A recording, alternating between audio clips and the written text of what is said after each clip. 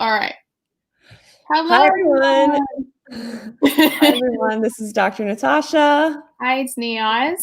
And our guest here is Amanda. Well, this way. Hi. Welcome to our KANARI MindBody Club monthly member call. We're really excited because this is the first month we are having a expert guest speaker for us, and she's got a presentation prepared. Hello, everyone. Oh, everyone. I have our tab with our window open. So anyway, I will let Neeyaz introduce Amanda, and we'll dive right in. Amazing. So as most of you in the club know, I have a history of Graves' disease and hyperthyroidism. And one of the major symptoms of Graves' disease and hyperthyroidism is anxiety. And so I didn't realize until about 3 or 4 years ago, I think that's when you and I connected 3 years ago, something like that. Almost 4 years ago. Yeah, wow. At the time, I didn't realize until that moment that I really needed to get a handle on understanding where my anxiety was coming from, why I've always been an anxious person my entire life, and really what was manifesting it into then turning into Graves' disease and autoimmunity. And through a mutual friend of Amanda and I found Amanda and found out that she's an anxiety coach. And it just seemed really fitting for me to reach out to her and find out what her expertise were and could she provide me the support that I was looking for. And truly, that 2 years that we worked together was the most transformative point of my healing. And I could not be sitting here doing what I do now had it not been for the work that you and I did together. So I'm so excited to have you kick this off and walk us through Anxiety 101 and share with everybody just exactly why I'm so obsessed with you. What an intro. I didn't want to interrupt you, but I'm like, oh, I love you so much. Sweet intro. I'll give like a little bit of I was going to say boring background, but concise background, so you know it's not a complete crazy person talking to you guys. My name is Amanda Huggins. I am a full-time anxiety coach, and I create content digitally and do writing and keynote speaking, all about the topic of anxiety and anxiety management. I want to be really clear before I get into any of the things that we discussed today. I am not a doctor, and I am not a therapist. I'm a coach. And I think that's a really important distinction because there are different people that are designed and have studied and trained to help you in that area. A coach is not a therapist. A doctor is not a coach. None of those things overlap unless that individual chooses for them to. So the way that I look, because obviously, right, anxiety, mental health, there is a bit of an overlap, at least in theory, with therapy. So the way that I kind of describe how I come in with clients and with workshop attendees and such is that I love to take the insights that an individual has gathered, perhaps in therapy, perhaps doing their own self-study. So they have a bit of that baseline information, and then we take that and bring it to a deeper level of processing and action. Because I'm a coach, I get to work with clients in a slightly different way. I don't have the guidelines within the medical community. I can kind of work more as a friend. It's an important distinction. I always say too, I do not speak to medicine. That's not my realm. I like to take and I think this is now on my site, I try to make this quite prominent, is a mind, body, soul approach. Or another way that I like to say that is scientific, spiritual, and tactical. Tactical is very much like the coachy kind of lingo, like, okay, let's actually create some action and change in your life. But I don't believe that that step is possible without first understanding, where am I disconnected from myself? Because anxiety is quite a physical experience, but the way that I like to work with it is understanding the emotions and the root that it's attached to. So that's where a bit of the spiritual work comes in. And then on the scientific side, I'm a former yoga and meditation teacher. I love understanding how the mind and body work and understanding how the central nervous system works or chooses not to work, perhaps sometimes works against us in our body to create or manifest anxious thoughts. we like to ground down in that first so that it makes all of these other steps make a little bit more sense, okay? So with that, if I click into my slides, am I good to start Yeah, let scrolling? me get the slides started. So I'm really excited to hear what you have to share with us today. And I, wanted to just let you know that I think the majority of people in this club, myself included, Neeyaz has already talked about it, but we've all had pretty in-depth experiences with anxiety most of our life. So I think this is probably one of the most requested topics that has come up in our club. So I'm really excited for you to share all the tools and approaches and philosophies that you have in your presentation. And I want to remind any of the members who are watching that they can write in the comments and interact live, and we will see it and Amanda will see it. And we're going to have a Q&A session at the end, but if your questions are relevant, we can just weave it right into the presentation. So with that said, I will turn the floor over to Amanda, and what I'm going to do is get our videos out of here so she can take over. No, don't leave me. Yeah, I do want to echo that last point too about anxiety being like highly requested. For better or for worse, I don't think that request is exclusive to this group, especially with the past year, I should say. We're all getting a better familiarity, I guess, with the anxious mind. And I want to be really clear before we dive into that. When we're working through anxious thoughts or physical symptoms of anxiety, I want us to do our best to take shame, judgment, guilt, let's take that out of the equation and really approach this work from a place of heart and from a place of self-compassion. That is the quickest way I have found to work through things. So we're going to get into it. A couple of things that I'm going to walk you guys through today. So we're going to ground down in a basic understanding of anxiety, or the way that I like to look at it with clients, the mind-body conversation and your roles. So as I mentioned earlier, this is more like the scientific layer. And then we drop into some of the more meditative practices that gets into spirituality, and then strategies and tools. We get into the tactical applications of what you can do. Again, happy to weave in any questions that come through. I'll try to speak to those as I'm going along. But if you're a little shy or you want to wait till the end, totally cool. We will get to that towards the end of today's session. So I haven't said it as specifically as this just yet, but anxiety is a physical symptom of emotional unrest. Another way that I like to look at anxiety is that it's our soul on the inside trying to get our attention. So it's oh, she's not listening to me today. I'm gonna create a little sensation in the gut. Oh, she's not listening to me today. I'm gonna create a little sensation in the chest space. So we're walking around experiencing these pains of what we know or have decided is anxiety. And this is not an official statistic, but I would say quantitatively, the lion's share of that anxiety is attached to deeper things. And so we're going to get into that. But I don't think that it's helpful if I just kind of talk at you. I want you to, or encourage you to be actively participating, either with you can take some notes on your computer. You can also journal some things down. But these are the three main questions that I'd love for you to ground down in, ideally right now, but really letting these questions be continued work for you. One of the first things I ask clients when we start working together, and you also will remember this, is where in your body do you experience anxiety? So in that example earlier, when I said it's your soul maybe poking at your stomach or pounding on your chest from the inside, it's really important to understand where these sensations start to activate. Because I don't know about you, but most of us are so used to walking around feeling anxious all the time that we kind of create this sense of numbness, or I guess a better way of saying that is we get used to feeling anxious, which is not good for a slew of reasons, but especially because if we're not being very present to where we're feeling what, it makes it a lot harder to map backwards and figure out what the original trigger was.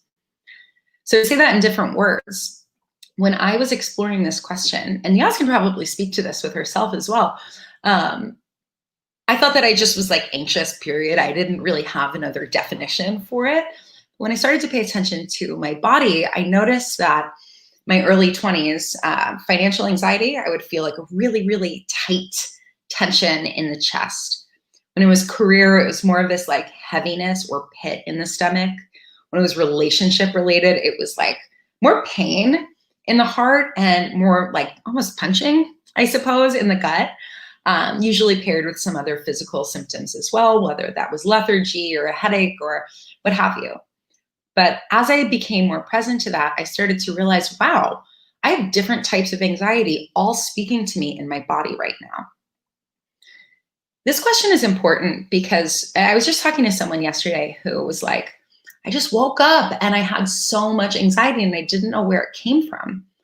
And we grounded down in this question, well, where did you experience it? She was like, well, it was in my stomach. And I was like, great.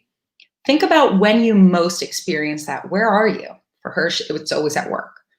And then we, through that conversation of us basically delayering from the physical symptom first, we started to map backwards to what the root thought might have been that was kind of hanging out under the shores of her subconscious that was creating a bit of anxiety.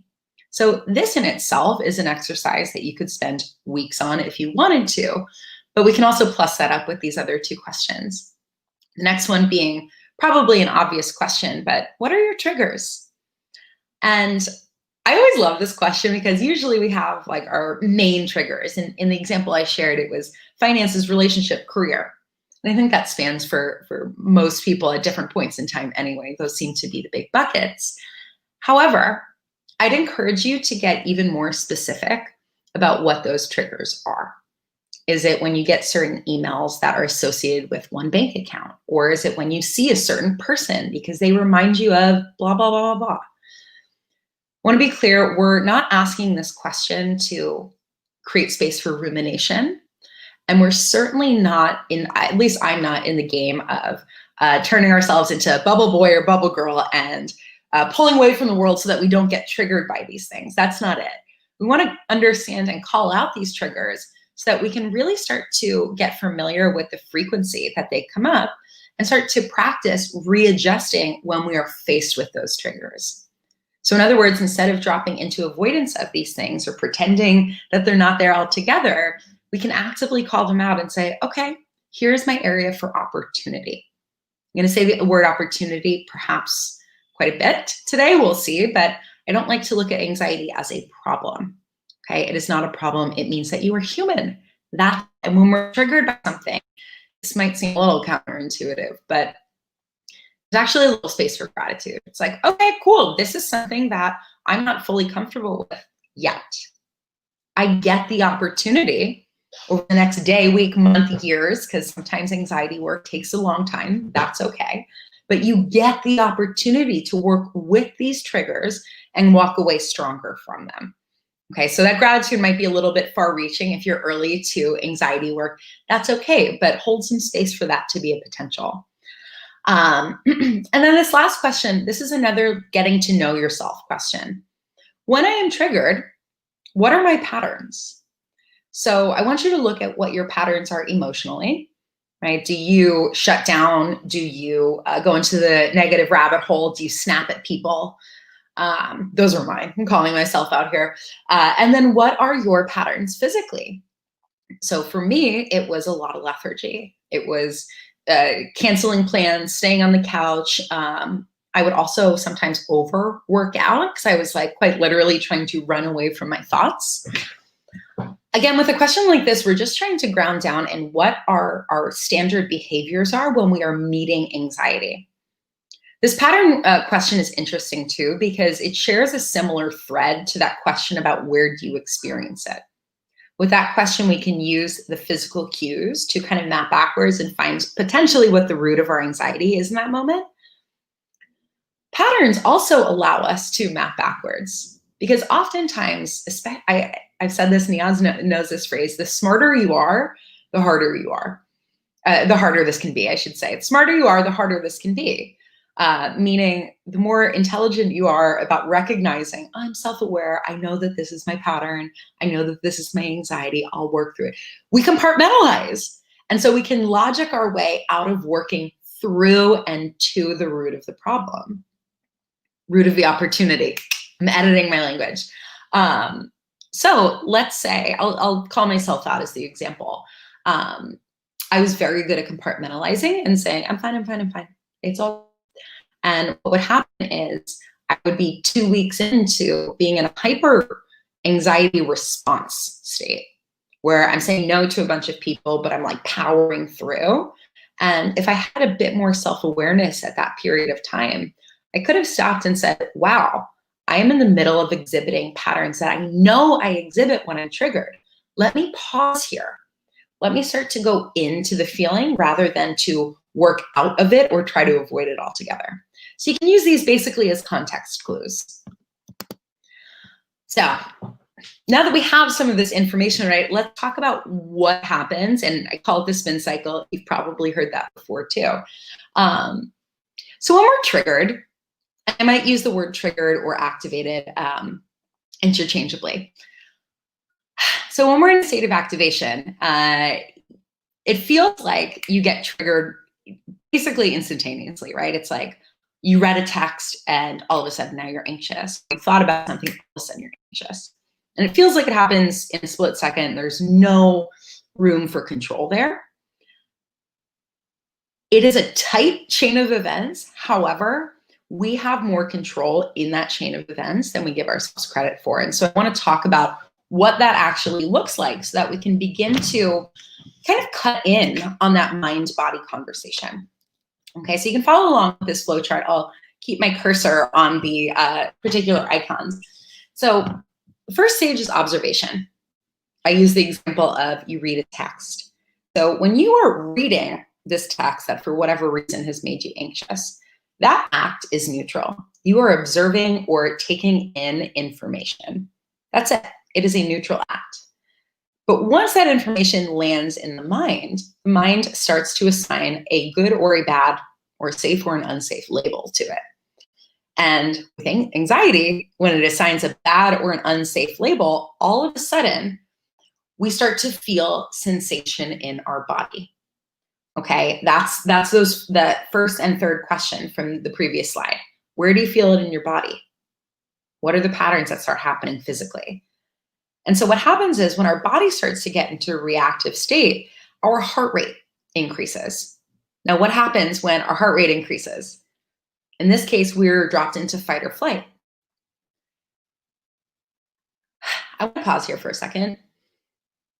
The title of this workshop is Anxiety Management, and I want to really drive that home that we're just in the game of managing and softening anxiety because it is so deeply connected to fight or flight, right? We don't want to get rid of our fight or flight response. We need that. That is an important human response.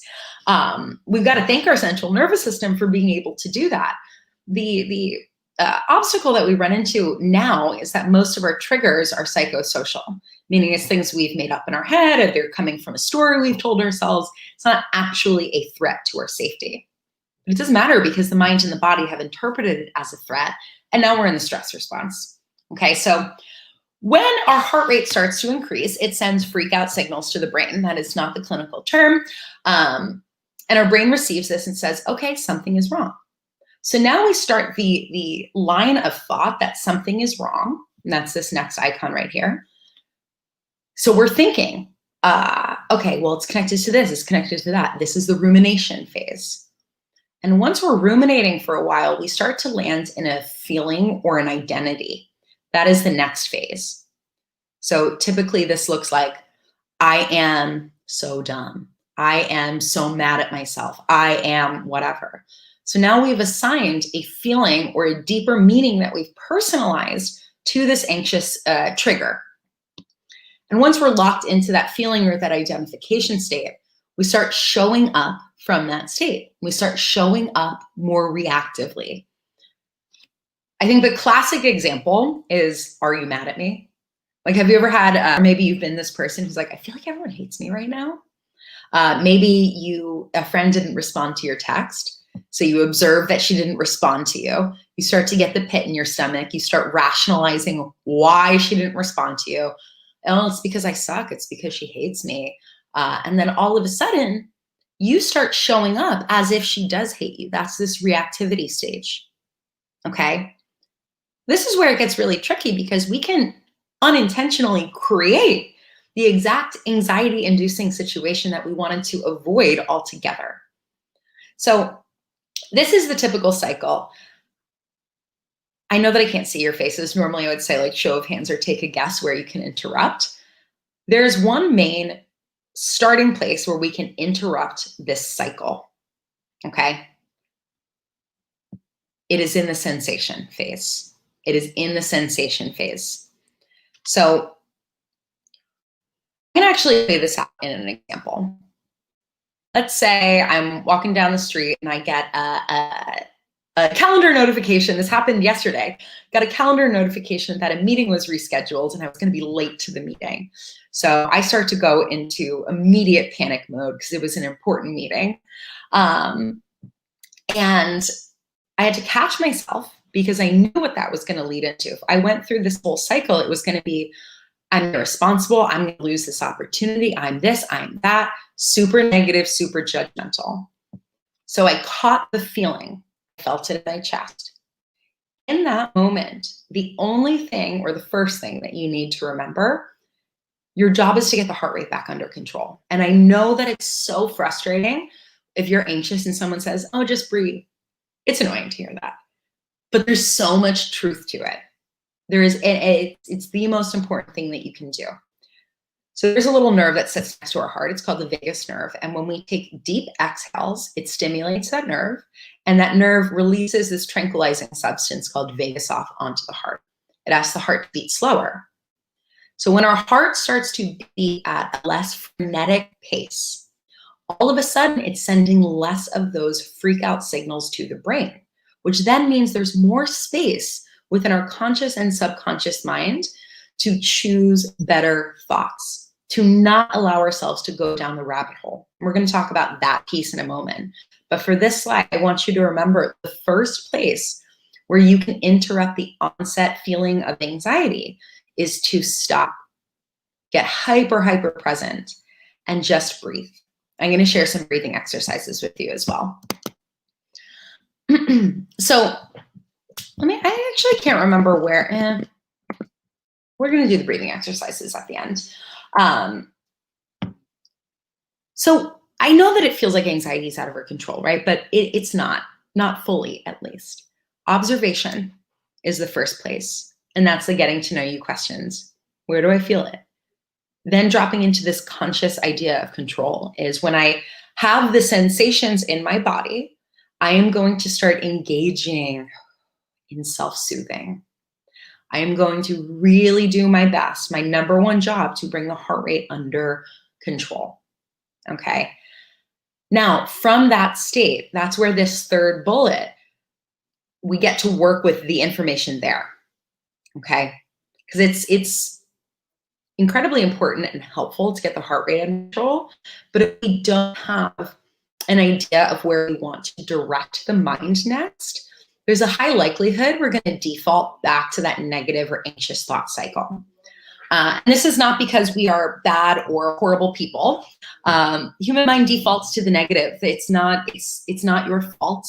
It's animal instinct. Right? We were programmed before we were like super conscious beings, right? When we were Homo erectus, our main role was to keep our species alive. That was it. And so alive and safe meant that we had to look out for things that would harm us. That's all it was. That's the animal instinct. We were looking out for things that would harm us. We needed that. The problem is that animal instinct now is translated as more conscious beings into we're always looking for what could go wrong or how we're wrong, okay? So when that feeling comes up, I just want you to know that that's normal. You're human. There's nothing wrong with you. We all do it. And knowing that that is a function within you, let's work now on shifting that so that your anxiety doesn't feel like it is this monster attacking you. So this action phase, I actually want to go back to this slide for a moment. Okay, so the breathing, getting the heart rate under control, that's more in the observation sensation phase. The next place where we want to implement some action is in the thought, feeling, or self-identification state. So basically 3 and 4. Okay. Coming back to this idea that we are always going to, I shouldn't say always, it's a little bit of an exaggeration, but we have a tendency to default to the negative. Our number one job is going to be encouraging ourselves to connect back to truth. Okay. So an example of this, actually, let's do some definitions first. So a truth is neutral. It's an observation of what is, whereas a story is everything that we've added to that moment. So that has a lot of emotion, a lot of projection, a lot of charge added to it. Perfect example, I use this one all the time.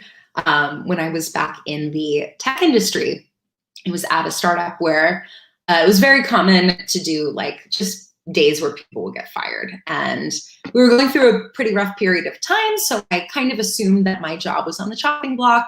And that was a big anxiety spin cycle for me because it's connected to security, physically, financial security, motivation, worth at the time.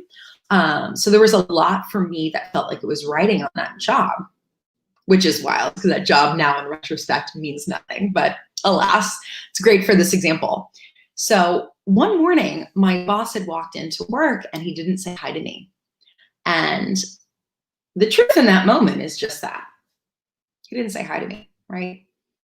But the story I added from my anxiety was, oh, he didn't say hi to me because I'm getting fired, because he hates me, because our whole team is getting fired, because I did something wrong. And so I let those negative, anxious-based thoughts consume me for that day. I was locked into a physical state of reactivity. I was showing up anxious, and I was exhibiting my personal brand of physical response to anxiety. I was withholding, I was lethargic. I lost a whole day of work.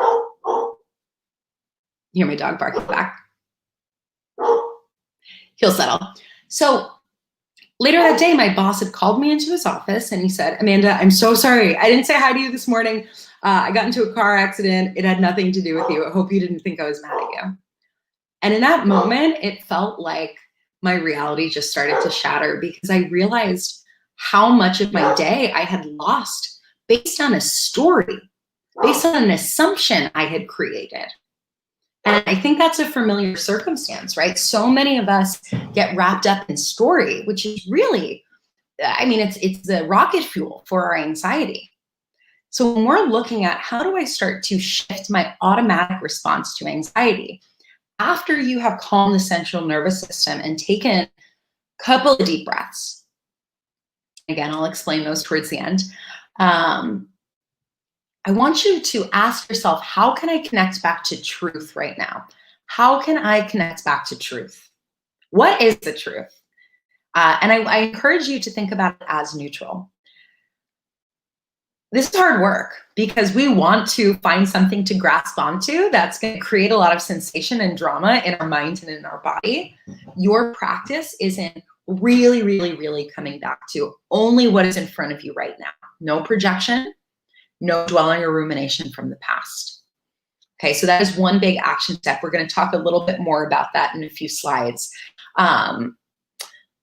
Preventative steps. Okay, so for example, you know, not all anxiety is going to have immediate prevention steps, but a really simple example. I know someone who broke up with her partner. I share a friend group, and while she's still healing, it doesn't feel good for her to be in environments where people are talking about her ex, whether it's positively or negatively. She's really triggered by that. So for her, her action, in addition to coming back to truth, coming back to her personal choices, controlling her physical reactivity, her preventative step is communication, is, hey, while I'm healing, I would love to just, maybe we can talk about him less while we're sharing space, or if I can just have a little heads up because I'm not quite in a place where I can hear that and feel good right now. Communication is often a scary step, but it is really, really salve for the soul when you can communicate with people who really are in your corner and want to receive you and want to help you. Communication also can be done at work, you know, in a perhaps slightly more clinical setting. I have an example. Okay, so one of my clients, her manager is a lovely woman, but it's just she's a little frantic with her communication. It's like 18 emails in a row, and then she'll retract a couple of them. And it's hard for my client to really know what is of high priority. And it's been creating massive anxiety for her because she feels like she can't show up fully and professionally because she doesn't know what she's supposed to do. Her initial preventative action is to communicate that.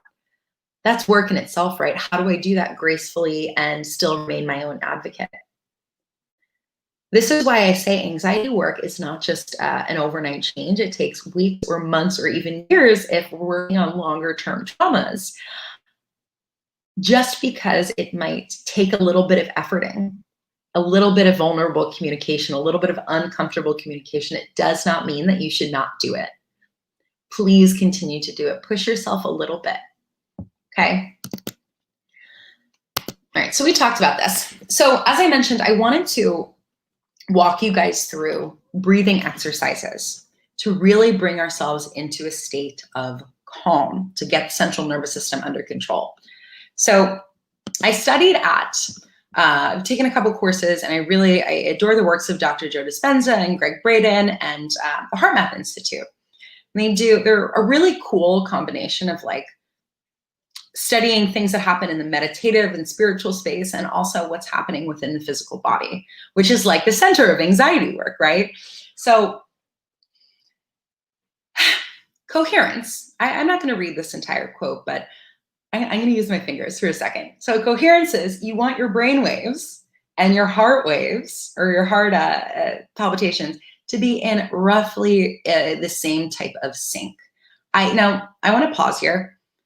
There are excellent heart rate variability monitors out there, Apple Watch, whatever. I can't remember the name of the app that I have. Whoosh? I can't remember. There's a lot of heart rate variability monitors. You can also get fairly cost-friendly brainwave frequency trackers. You can certainly create the data to support the work of heart-brain coherence.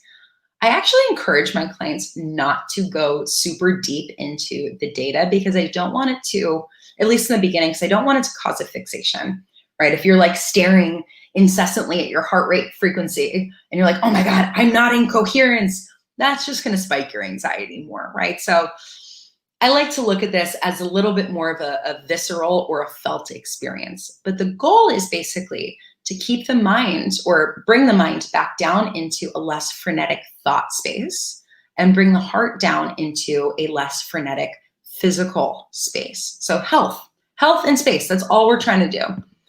I do like this one piece that I bolded though. When we're in coherence, personal energy is accumulated, not wasted. We just get more energy to focus on things that we care about. So actually, I wonder if I have, okay, so I'm gonna go back to this for a second. I must have pulled out my brainwave frequency maps, but you don't have to fully remember or take notes on this. I just find it really interesting.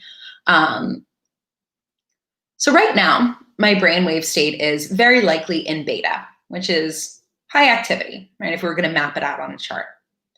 When we are anxious, there's a high likelihood we are in high beta, which is like, meh, meh, meh, meh, meh, meh. And then we can drop into more relaxed states like alpha, theta, and then gamma, which I'm not going to talk about today. When we're meditating or breathing deeply, and certainly when we're sleeping, we are trying to bring our brainwave state into really the more wave-like state. Now, why is that? From the spiritual or energetic perspective, we're essentially asking our conscious, logic, overthinking mind to take a back seat so that our subconscious has some space to breathe, okay? So that we get to be rather than to think and to analyze. And this is also why I love coherence, is because when we practice this idea of breathing really deeply and bringing in the power of visualization, we are assisting our brain in going from high beta to alpha or theta. And we are assisting our body from going into boom, boom, boom, boom, boom, stress, fight, or flight into, I feel relaxed. Okay, so I'm gonna walk you through heart-focused breathing and then the activation of a positive feeling. Both of these things are really critical if you want to train yourself out of autopilot reactivity to your anxiety. So let's say you are in this state where you're super triggered by something and it's got you in a funk. You're in a mood, you're feeling perhaps a bit negative or frustrated. You know you got to check in on the heart and bring yourself back to calm. This is where I encourage you to sit down, get nice and present, and then allow your eyes to close. And you can certainly do this with me at home. I'm going to go through a couple of breaths here. So you're going to bring your focused attention, your mind's eye, to the center of your heart without really manipulating the breath or doing much of anything with it yet. You're just focusing there. Noticing the quality, the rapidity of the heartbeat, whatever you notice, it's all good. Let me start to pair the power of visualization. So as you breathe in, you begin to imagine this beautiful stream of light coming in from the very top of your head on the inhales and filling up the heart space, the lungs, holding it there, almost like it's scrubbing or cleaning away some of that tension or anxiety. And then on the exhales, allowing that light to leave the heart space, leaving the center of the chest lighter and more clean. And then we go through that a couple of times, inhaling, cleansing, clearing, scrubbing away, exhaling, letting that breath go. Do that one more time together. Inhale, seeing that light. Let's see if you can do it. Cleaning, scrubbing away any tension, any anxiety. Exhale, letting it go. And so ideally, when you have the time or the space, you go through that for about 3 to 5 minutes. Again, when we are connecting with the power of visualization, we're giving our mind something very calming, very soothing to focus on. We are visualizing the tension leaving our body. And we are encouraging physically our heart rate to calm down. So this helps us to get into some semblance of coherence. Again, you could track this with data if you'd like to. I encourage you in the beginning stages just to pay attention to your body, see how it feels. When that's done, or while you're doing that even, your choice, activate a positive feeling. And I always think that this is an interesting concept that we just forget about. We can choose how we want to feel. And we do it really passively all the time. That's what nostalgia is. If I said, hey, tell me about the worst thing that's ever happened to you. As you're telling me that, you're going to start to feel those feelings, anger, frustration, pain, sadness, grief. You'll feel that as you retell the story, right? So in essence, you have selected emotions and feelings somewhat passively through nostalgia. If I said, tell me the funniest story that you've heard, tell me the funniest thing that happened to you, you could do the same thing and bring up quite positive emotions. And even though that experience is not in the present, you still are feeling that experience as real. Sexual arousal is the same thing. If you've ever thought or fantasized about something, if you are not sexually active in that moment, your body might still be responding as if it were. Okay, so we have multiple examples of how we can create feelings and create a new reality just with the power of our thoughts. It is hard work to harness that power when you are sitting face to face with your anxiety, but it is 100% possible. So as best you can, activate a positive feeling. Now, I suggest doing this after you've come back to truth. Okay, so if we remember that cycle, it's like, I got to get away from my stories. I got to come back to just the truth of is what it is. Let me use a real example. In the work example I shared, if I in that moment had come back to truth of, you just didn't say hi to me, and today is going to be a great day. And then I was going to activate a positive feeling based on that. How do I feel when it's a good day? Where do I feel those sensations in the body? What is my energy like? And I do my best to bring that feeling and that activity into real life. What you're actually doing is you are building a new response muscle. You are teaching your mind, your soul, really, to respond differently, that it's safe to activate positive feelings. You don't always have to default to going into the negative, right? It's really just a matter of deciding which beast it is we want to feed, but it does take repetition, which is why I say compassion, kindness, and judgment, we do not give up on this stage. So I'm going to I lied. I'm not going to skip over this. Coherence and thought observation, all of the stuff we've talked about so far, it does not solve your problems, right? It's not going to have the conversations for you. Meditation can't alone create action in the outside world for most of us. But it does allow us to get really clear on our stories. It does allow us to figure out what we can control, and it creates a really beautiful pathway for action.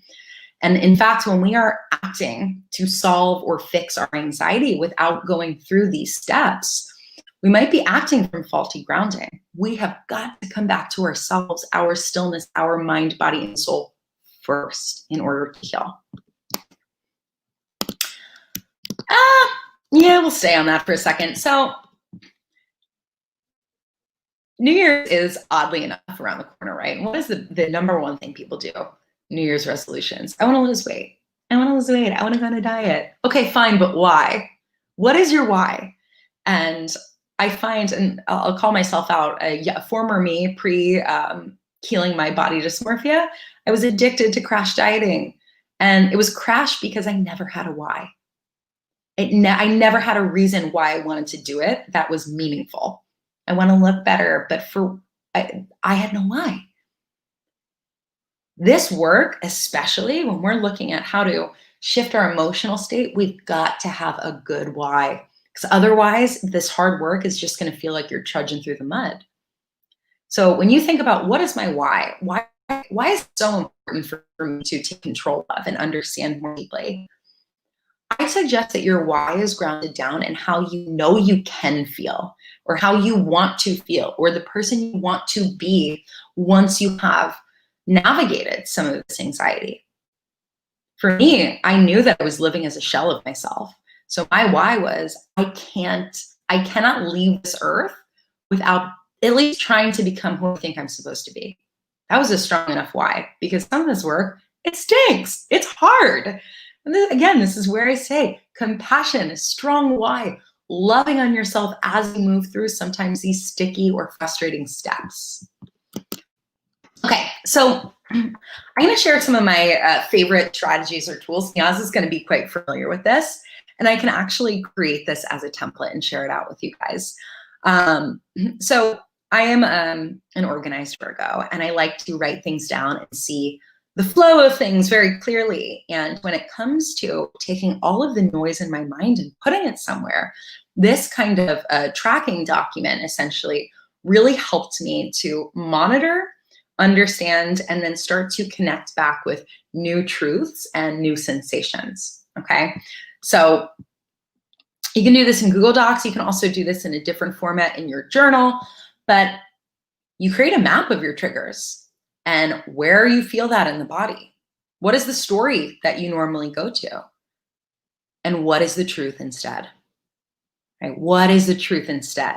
And then this space here is really where the lion's share of the continued work is figuring out ways to ground down in that truth. Okay, this is actually a real example from a former client. They've given me permission to share this. Obviously, their name is not in that. It's one of the tried and trues. So I've spoken to this, but I laid it out pretty clearly here for you. These 3 questions, and I put them in a phone graphic because I literally think about these as the pocket questions when you are walking around doing your day and you realize you're anxious. Spot treat it right there. Don't wait until you're home. What is triggering my anxiety in this moment? What story am I choosing right now? What is the truth instead? So we basically want to have these questions or these strategies all around us so that we can access it wherever and whenever we need to. And then these 2 bullets here, why is journaling important and why do I resist it? I threw them up here because it's quite common when you are starting to engage in self-inquiry that there's like a little bit of resistance sometimes to journaling. And I get that. It's like, when we put it down on paper or we start to write about what we're feeling, it makes it real. So I encourage you, if you feel resistant, to not judge yourself for it, to feel that resistance, and then to lovingly challenge yourself to continue to write, monitor, track, journal in spite of that resistance. It's important. Okay, so here are some of my other favorite journal prompts. I'm happy to share these slides out with you guys as well, but you can screenshot, do whatever. These are some of my favorite prompts to also consider. What actions am I not taking right now? It's easy to make a list of like, well, I'm doing this, I'm going to therapy, and I'm talking to my coach, and I'm reading self-help books. But are you taking action on that stuff, right? So when you're asking questions, it's really, these are questions to get to a deeper level of honesty. That second question, what internal nudge am I avoiding, right? So like, as I mentioned in the very beginning, anxiety, the way I look at it is our soul trying to get our attention. Every single person on this planet is deeply intuitive. Having an intuition is not something that is for a select few or the chosen ones. We are all intuitive. Our body is constantly, our soul is using our body to communicate with us. So I want you to check in on those like little internal nudges you get sometimes. Feeling about things you should or shouldn't do, perhaps something that you're called to. I have a client who has had an internal nudge to write for years. And in avoiding that nudge to write, she's actually, she landed in a bunch of anxiety because it was essentially self-abandonment, right? Her soul's like, you are a writer, you are a writer, you are a writer. And because she went into such a deep state of avoidance, it became this like catch-22 of, well, now I'm trapped inside of the anxiety. I can't even feel the nudge anymore. I'm happy to report she is absolutely writing. She's one of the most brilliant writers I've ever met. Then a couple of other questions about truth and story here. And I love this last question too. This is actually, it comes from that note about gratitude that I made at the very beginning of this session. I know it's hard to find gratitude for anxiety, but here's another reframe of it is, what is this experience trying to give to me? Now, this is not going to apply to every single trigger in the world, but it sure as hell is going to apply to most of them. When I look at the biggest anxiety triggers of my life, starting a business, being visible, owning that this is the work that I do, massive anxiety over that. But really the gift in that was the strength that it took to work through how horrible I was to myself and my mind. That's a skill that I now get to give to other people, right? So I say this as a reminder, your anxiety, or whatever other word, the fear, the self-judgment, the doubt, it's not here to tear you down because you're a bad person. It's here to wake you up to the best version of yourself, truly. It's just a matter of how you orient to the message, okay? And then some of my classic favorites. So these are more like the laundry list of tools and strategies to help manage or mitigate anxiety. As we talked about, some deep breaths, I mentioned briefly, but it's up here again, communication. Don't be afraid to share with a trusted person or persons. Journaling. If these weren't enough journaling prompts, you let me know. I will give you more. I have them out the wazoo. Brain training. So I haven't used that language specifically, but when I talk about connecting back to that truth over and over and over again, that's what it is. It's brain training, reprogramming the mind. You can look up stuff about neuroplasticity. You can literally Google the phrase reprogramming the mind. It's essentially all of this work.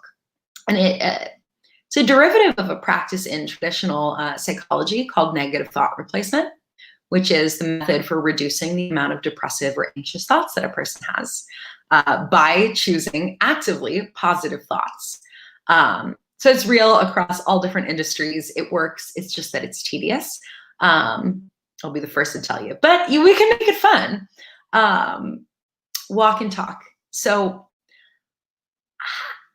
I know everyone likes to exercise, like to work out, or I shouldn't say everyone, but like a very common thing I hear is like, well, I run when I'm anxious, or I work out when I'm anxious because it's the only thing that like takes me out of it. I'm not saying don't do that. 100%, please go do that. But I also want you to think about what happens in the body. Like if you're already triggered and in a frenetic state, and then you're dropping your heart rate into like some deep HIIT workout or something, you might stave off the anxious thoughts, but now your heart rate's already increased. When you are done working out, those thoughts haven't gone anywhere. And now you're in a state where you can actually engage with the anxiety in a more intense way. So again, and that's just a potential. I'm not saying don't work out, but perhaps play with softer things. Walking very intentionally, cooking, breathing, moving some slow yoga. All of this stuff is focused, intentional work to bring the heart rate down rather than to spike it back up again, okay? And then the last one that we've talked about, show yourself compassion. I know that can be the hardest job in the world sometimes, but it pays big dividends. So your first job is you create space here and then here. When there's space cleared, you observe the thoughts, you clear the mind, you choose the new thoughts that you want to attach to. And then the third job is you take action. Now, before I kind of close this session, and I'll go to the Q&A slide now, before I fully close at least the speaking part, I do want to offer a reminder. This is the introduction to anxiety management. Right? So this is just starting to dip your toes into the pool of what your triggers are and how your body responds. Most people are walking around with longer term triggers, right? If you have fear of how powerful you might be, fear of success, fear of taking action, that is stuff that is going to likely to require a little bit more time and attention, right? So if you find a key theme like fear of success or fear of failure or fear of engaging in vulnerability, when you find those big themes, go in on those. Find someone to work with, find a therapist, find a coach, find some books or podcasts that can help you work through that so that you can continue the work that anxiety management clears for you, right? That becomes the starting ground so that within those key areas of your life, you can actually take that work and really, really start to make some quantum jumps there, okay? So that is it for my presentation. We are running right on time. I have a couple of moments for Q&A, I believe. And then I don't know if you two lovely ladies want to join back on the call. Oh, hello. Nice to see you again. That was amazing. I feel like I've obviously heard everything that you talked about before, but every time I hear it again, I pick up like a new little nugget. So it's so nice to just, I feel like it's one of these topics that like I need to hear it at least monthly. I'm not even kidding. I had that thought halfway through. I was like, God, this must be like the 6th time Neeyaz has heard this exact presentation. But I'll tell you, honestly, like, I still have to remind myself of this stuff, right? Yeah. Because our minds work so quickly. Like, if we're not on top of the compassion piece specifically and just like being as malleable as our minds can be, like, to let these awarenesses slip out of our grasp, you know? Totally. Yeah, thank you so much for sharing all of that. I'm curious, because I know Neeyaz has worked with you. I'm curious what it looks like when somebody works with you. Like, do you do kind of a big assessment to kind of place them in a journey of where they're at, or do you kind of just start with what's up for them, or do you do kind of weekly or monthly sessions with them? I'm curious how you work with people through this process. Yeah, that's a great question. So it's actually like a blend of both of the things you said. So actually, for example, something like this talk is where all of the clients will ground down in our first and second session, but we go into much more specific detail and really workshop what their triggers are and really map backwards about like where that came. Most of it's family, right? All of our stuff we inherit from family. So it's a little bit of mapping backwards in that sense. And then in terms of the work, it is so bespoke to the client. For example, I've worked with quite a few people who have launched businesses. Their anxiety is much more about success and failure and that dynamic and really seeing themselves. So we'll do a little bit more of the build up, self-love, I can do anything kind of work that is really, really rooted in mind and belief systems. Mm-hmm. Whereas, I have a client right now who is hyper physically reactive.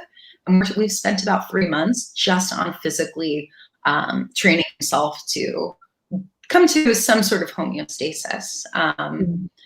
But to answer, I think, the origin question, you can probably imagine, just due to the nature of this work, I don't feel like I can do a good job doing one-off sessions. So when a client works with me, we engage either in a 3, 6, or 9-month original container. I won't take someone with a ton of trauma on for under 9 months because, again, I want to make sure we have a good runway together. Mm-hmm. People are anxiety management's all they want and need. They're in and out in 3 months. And then I have other people who stay for 3 years. And then I have others who cycle in and out depending on what's going on in their life. But it's just such a blessing. I feel really lucky to work with the people that I've worked with. Awesome. I just want to throw this comment up here. She's watching out there, and anybody else who's watching, feel free to let us know where you're watching from or throw any comments or questions you have in there. So you can interact live here with Amanda while we have her and her precious time here. So feel free to throw any questions there.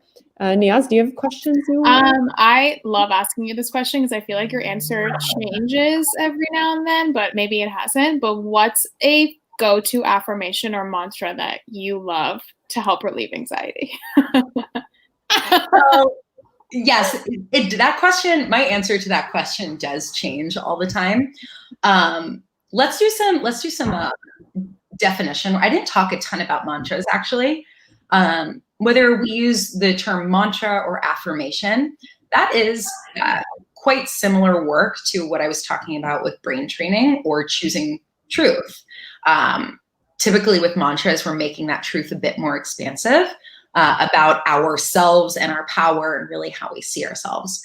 My favorite structure for a mantra, and I love it so much that I have it tattooed onto my wrist, is I am. Mm-hmm. Because it becomes just like a Mad Lib of what do you need today? What do you need to remind yourself of today? You are what?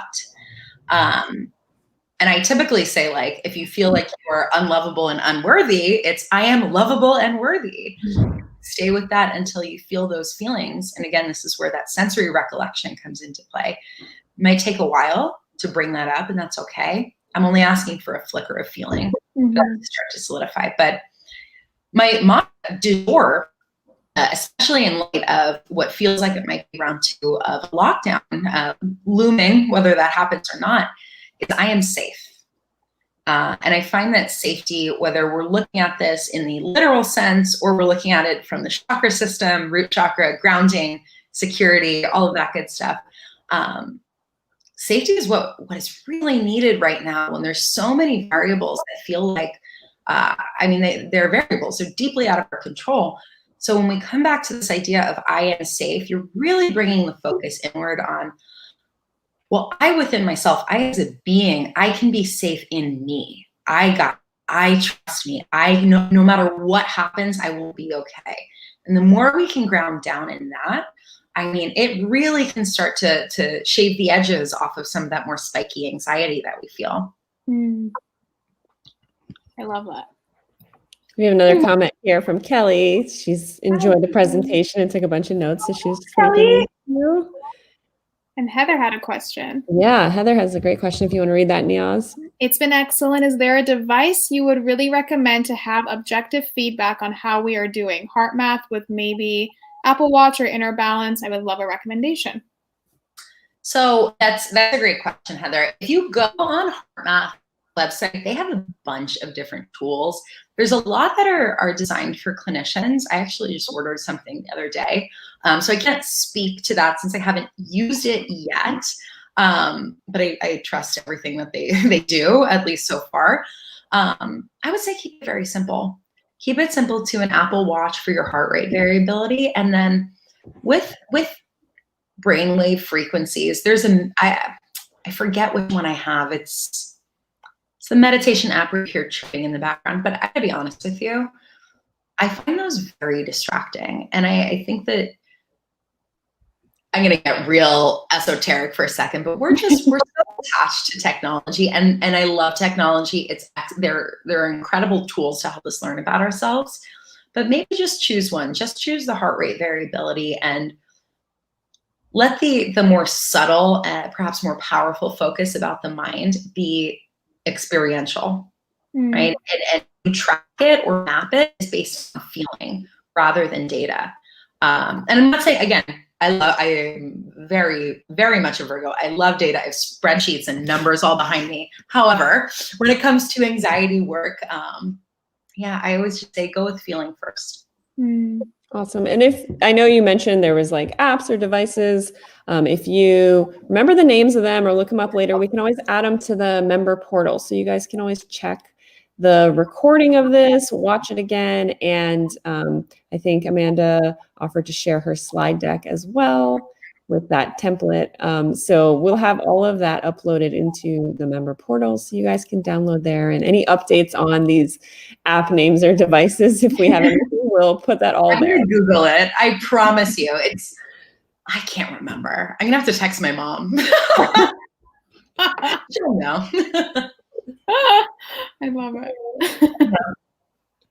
So good. One other question. What books or podcasts do you recommend? Actually, so funny. One of the books that you gave me, I just recommended to someone, The Mind-Gut Connection. Oh, so good. So that's I think just an interesting resource. In terms of podcasts, one of my favorite podcasts, more on the like growth-based mindset side, which, to be really clear, how that would relate to today's conversation is once you're grounding down in truth and directionally now, okay, I want to become a little bit more expansive. This particular podcast, it's called The Successful Mind. Really good theory, and they have a ton of, it's based on universal law. So it gets a little bit conceptual, but then it brings it back down to earth with a ton of real life examples of how to become an expansive person. So there's that. And then anything by Joe Dispenza. I think if you're going to start reading his stuff, like Breaking the Habit of Being Yourself, I think is a good starter. Amazing. I always listen to his books because I don't know. Same. I have tired eyes, man. I need to listen.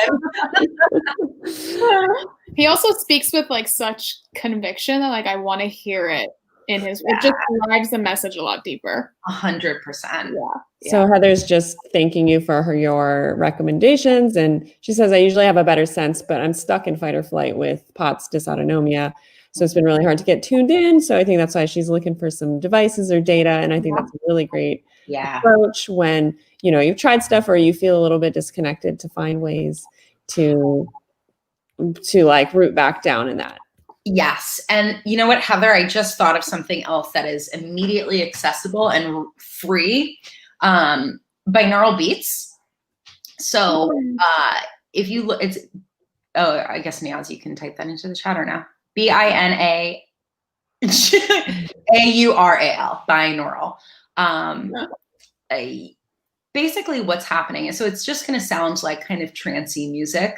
But what's happening in the subtleties of the music is there's two particular notes. It's like bang, bong, that kind of are disguised underneath the major melodies, essentially. And those two notes, I'm off pitch. That's not actually what they sound like, but what they're doing, and ideally one is playing in left ear, one is playing in right, it's working with your brainwave frequencies to try to drop you into a more relaxed state more quickly.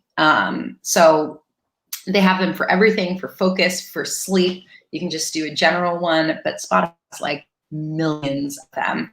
That might be a nice tool to just help you drop into relaxation. Awesome. That's awesome. That's a great rec.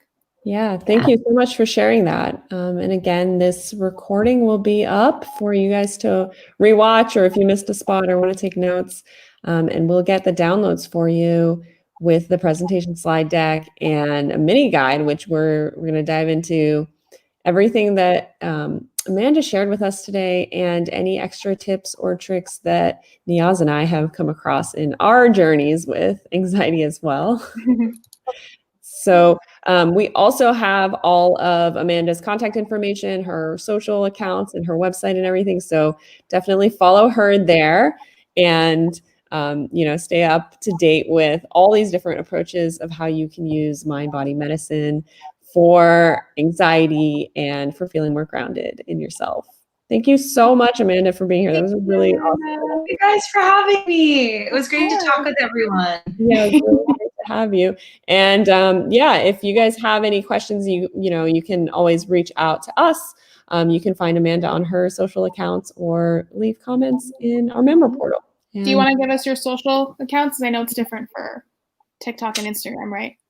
Yes, it is Anxiety to Empowerment on Instagram. And then on TikTok, it is Amanda the Anxiety Coach. Amazing. Yeah. Both pretty simple, right? Awesome. Thank you so much for joining us, Amanda. And it was great to have you. And thanks everyone who joined live and interacted and asked questions. We love having you guys here and having that conversation. So let us know what you want to hear more about and how you enjoyed all the talks that we've had so far. So it's great to see you all. Have a great Monday evening. I hope your week all goes well. You can use these tools like if anything comes up for you that's stressful this week. Yes, definitely. Bye, everybody. Thank you. Bye. Bye.